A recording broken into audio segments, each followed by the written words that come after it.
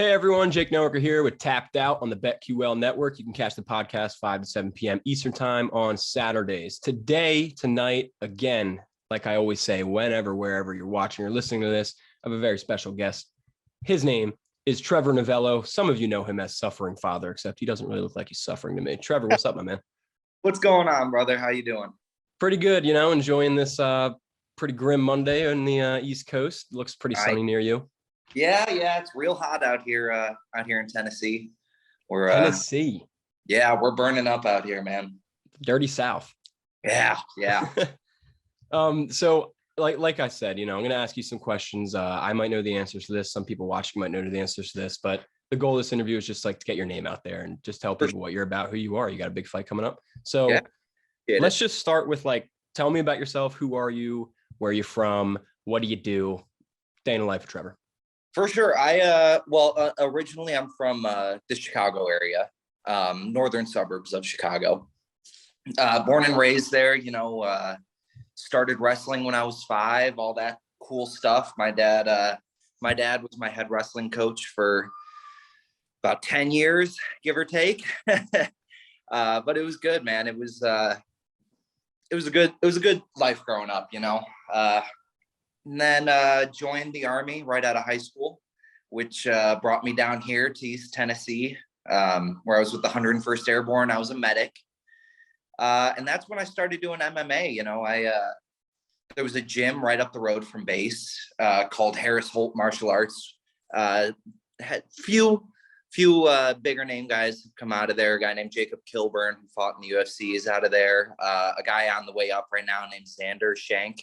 He fought on Jorge Masvidal's card recently. Is out of that gym, but that's really where I got my start, man. It was a karate gym, so a lot of my techniques, a lot of my techniques are very weirdly karate based. I like to throw a lot of side kicks and stuff like that, But man, that was a team of killers. And then I got out of the Army, and my wife and I, we liked it so much down here, we decided to stay. We moved a little closer to Nashville, and man, we've been here ever since. It's been a good time. I changed gyms to a place right up the road here called Guardian MMA, and it's been a lot of fun for sure. I mean, just based off the stuff you post on Twitter, whether it's bag works or you being goofy, seems like you have a lot of fun. It seems like the karate paid off. You have you have like the big man distinctive karate style. It's cool.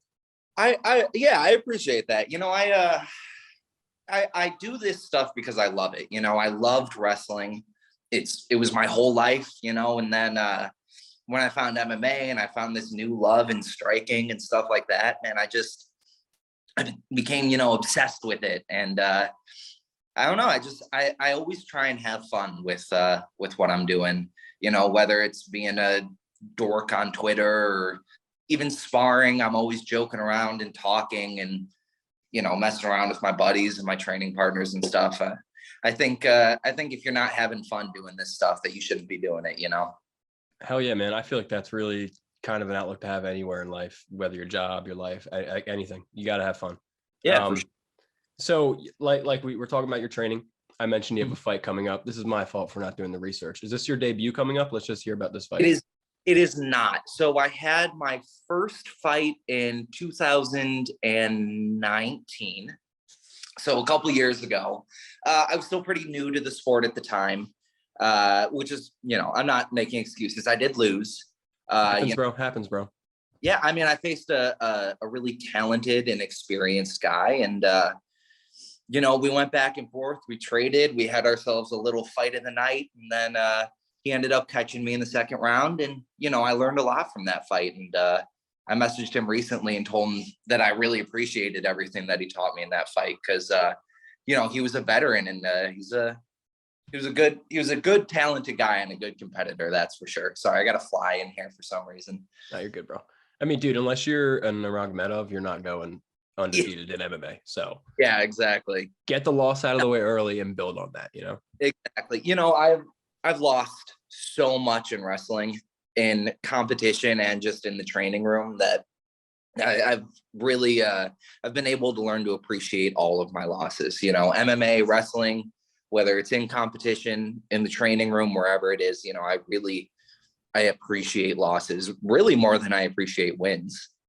You learn and grow from them more. I wrestled too growing up, and I Yep. do some Muay Thai and jiu-jitsu now. But yeah, man, the losses is what makes you grow. Oh yeah, for sure. So let's talk about this upcoming fight a little bit. I kind of want to Yep. hear about I don't know if you did a camp, or I just want to hear about your preparation. I want to hear about how you're feeling going into this, where your weight's at, what are you thinking about your opponent? How do you see the fight going?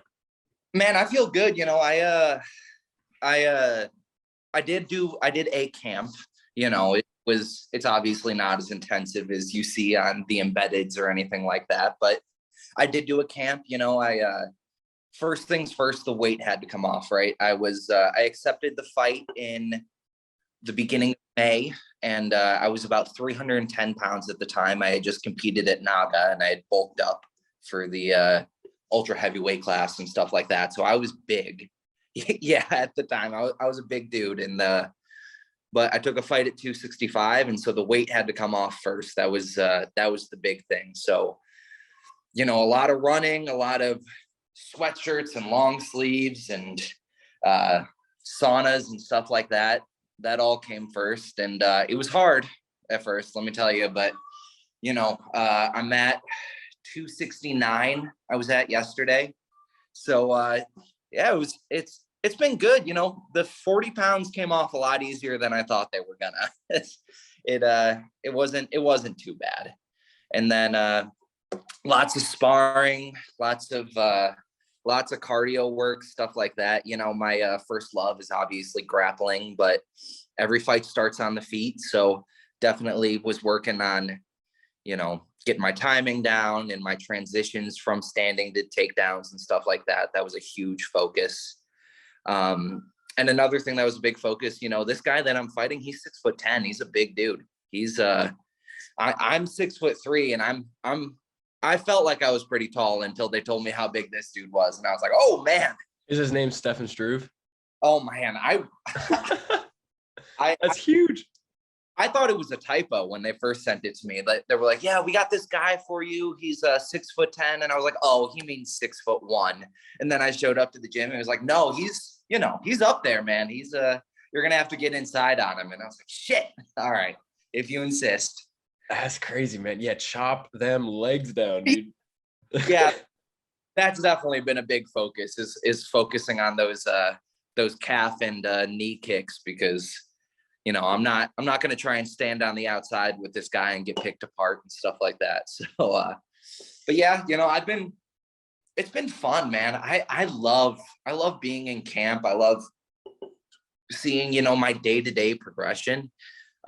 Just really I've really been enjoying this process. The process of getting myself better, of losing the weight. Every pound that comes off, it makes it easier to move around, and I can go for longer than I could before. And yeah, it's been a lot of fun, man. It really has.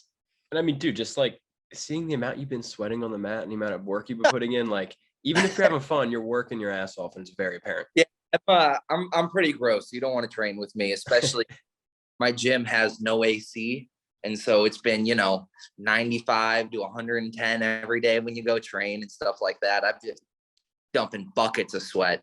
I mean, it used to be like I would get made fun of, in a friendly way at my old gym, because that gym had AC and I was still dumping sweat, just making the mats all wet and disgusting. People would slip during their pad rounds and get mad at me and stuff. But, it's I don't know. I'm a sweaty dude.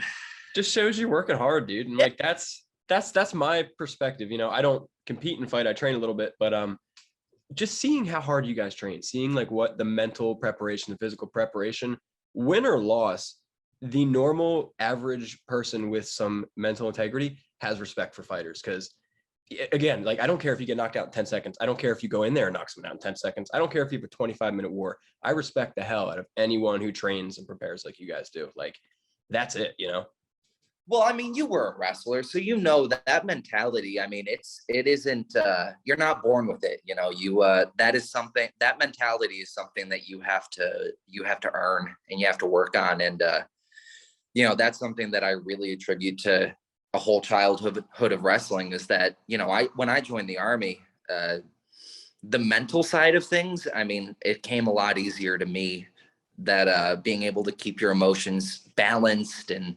being able to keep like a calm mind under pressure, stuff like that. That's all things that, helped me later on in life that I can attribute to wrestling, and, still helping me to this day with my training and stuff.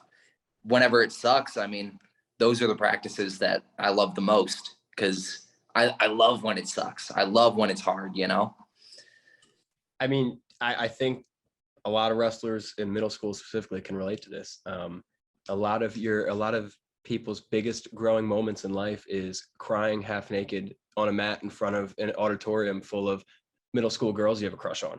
Oh Very yeah. very humbling experience. Yep. And it almost, you keep it together when you're standing up. You keep it together when they raise the other guy's hand. You keep it together when you shake the other coach's hand, and then you get over to your coach, and they put the hand on your shoulder, and it's just, you're done.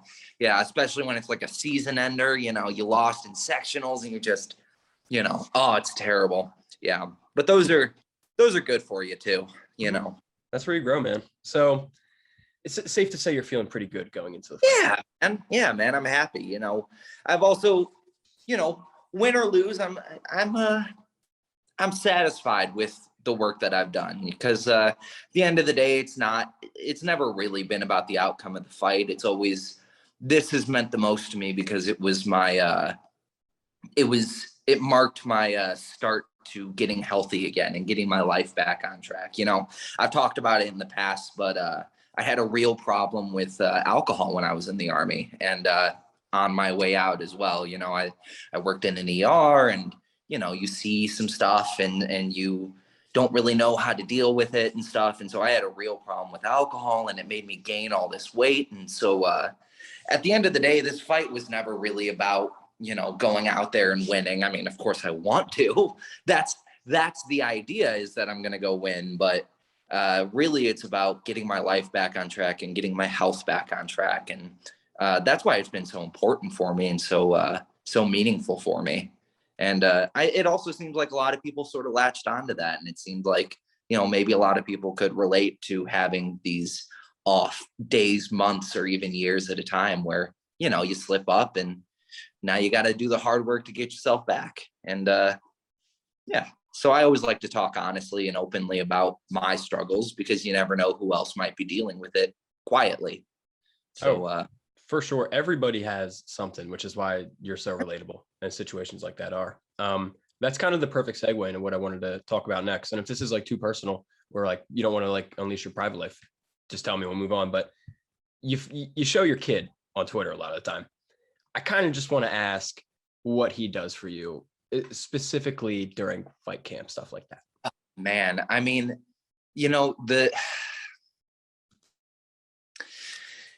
they always say, like, you don't understand the love that you can have for your child until you actually experience it. And they really mean it. The amount of things that you can push through, and the things that you're able to accomplish when you have the motivation of a child looking up to you, it's mind-blowing. I mean, it's enabled me to reach down into, pools of motivation and pools of energy that I had no idea I had. When you're 10 rounds deep and it's 95 degrees in the gym, and your coach is saying more rounds, get up. You normally, you want to stay on that ground, but then you think about your son, you think about your kid, and I don't know, your legs just start moving again, and your arms just start moving again. And it's always so important to me to be the kind of man that my son is going to look up to one day. I want to show him that, you can accomplish things that you had no idea you were capable of, if you just work hard, and if you just put in that effort and you put in that work. And I want him to see that I never gave up on myself, and I didn't give up on, my goals. And Man, it is so important to have that motivation. Yeah, man. I mean, it's great. Not to mention, he beats the shit out of me every single day, really getting me ready for the fight, just throwing doorknobs into my head and cracking me with Hot Wheels and stuff. It's good preparation, getting you used to getting hit.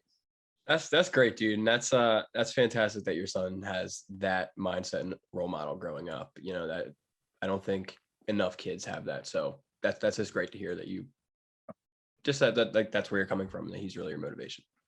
Yeah, I was really lucky growing up to have a dad who,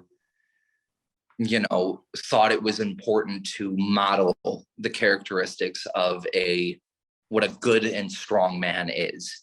Someone who stands up for people who can't necessarily stand up for themselves, and someone who is compassionate to people, but can also show a righteous anger, an anger that, is there to defend people that need it, and to stand up against what is morally wrong. I was so beneficial to not only see that in my dad, but also in my stepdad. Both of them, are just great men with, different talents and different skills. My stepdad is brilliant. He's a chemical engineer, just extremely smart family man. And, my dad is a carpenter, and he's worked hard his whole life. And, having both of those role models growing up, I think was so beneficial for me. Yeah, dude. Amen. Like, that's clearly it rubbed off, and your son's gonna have the same thing. So that's great, dude. I do my best. I do my best. So we'll start to wrap out here a little bit. Let's just look forward. You're gonna get the big dub this weekend. You're knocking Mr. 10 foot tall down to the ground. Hell yeah. What's next in the MMA career? Is there next? Is this just a solo kind of thing? What's up? I don't know, man. I do love fight camps, and I love competing, and I will always love competing. But I don't know if I'm ever going to be some kind of world beater that goes on and is in the UFC or anything like that. My real passion has always lied in teaching and in coaching. After this fight, I'll be taking a coaching job, a wrestling coaching job at a new MMA gym that's opening up. I'll be teaching kids and summer camps, and, teaching fighters wrestling and stuff. So, I'm not going to say that I won't step in there again. In fact, there's a good chance that I will. But at the end of the day, I just really love to teach, and I love to coach. And I think that might be where my path lies. But, I'm not going to say never as far as, still competing and stuff like that. But, maybe you'll see me in a corner someday on a UFC broadcast. All right, let's go, McGregor. Yeah. I'm McGregor's new wrestling coach, Trevor Kavanaugh. No, that's awesome, man. It's that was super candid answer too. And that's just really the sense of person, the vibe I get from you. You just like to have fun, live in the moment, and see what the hell happens. And that's awesome. Yeah, man, that's what life's all about. Just having fun, doing what you love, and good things happen when you do what you're passionate about. I really believe that. For sure. So are people going to be able to watch this fight? Is this being streamed anywhere?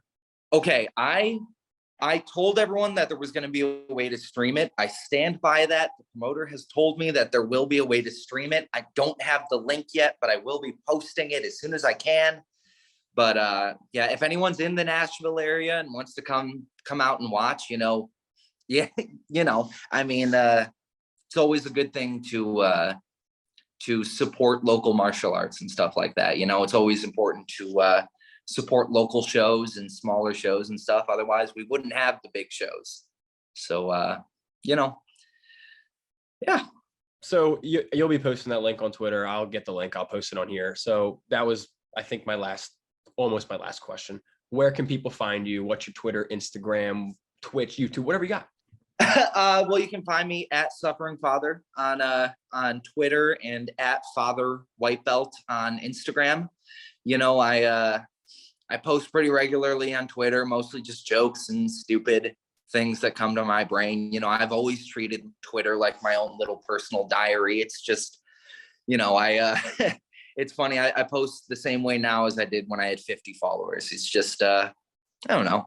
And not all of my jokes land. I know that much, but you know, Take my advice. This guy's a good follow. You wake up in the morning, you see one of his videos, and you laugh. It's a good start to the day.